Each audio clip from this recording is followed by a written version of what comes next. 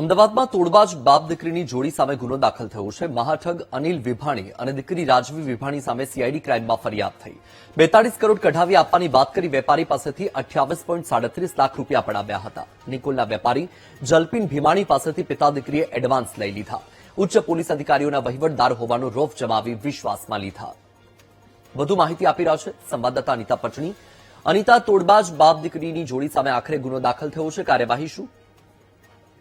જી ખાસ તો જે પ્રકારે ફરી એક વખત જે બાપ દીકરી જે છે અનિલ ભીમાણી અને તેની પુત્રી રાજવી ભીમાણી વિરુદ્ધ વધુ એક ગુનો દાખલ કરવામાં આવ્યો છે, જેમાં આ બંને બાપ દીકરી થલતેજના રહેવાસી છે અને નિકોલના જે વેપારી જલપીન ભીમાણી નામના વ્યક્તિ પાસેથી 28 લાખ એડવાન્સ પેટે બચાવ્યા હતા। તેઓ પોતે ઉચ્ચ અધિકારીઓની સાથે કોન્ટેક્ટ હોવાનું કહીને જે તેમના 42 કરોડ જે ફસાયેલા જે નાણાં છે તે પરત આપવાની વાત કરીને આ જે વેપારી છે તેની પાસેથી પૈસા પડાવ્યા હોવાનું સામે આવ્યું છે અને આ જે બંને આરોપીઓ જે છે તે ઉચ્ચ પોલીસ અધિકારીઓના વહીવટદાર તરીકે રોપ જમાવતા હતા અને એટલું જ નહીં, પોલીસ અને રાજકીય વર્ગ ધરાવતા હોવાના કારણે તેઓના પૈસા જે છે તે પરત આપી દેશે તેવી વાત કરી હતી।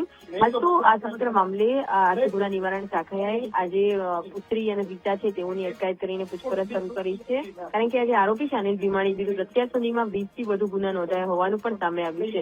તો જેથી અઠવાગ પિતા પુત્ર વિરુદ્ધ અત્યારે હાલ તો પોલીસે ગુનો દાખલ કરીને ધરપકડ કરીને તેઓની રિમાન્ડને લઈને પણ કાર્યવાહી હાથ ધરવામાં આવશે।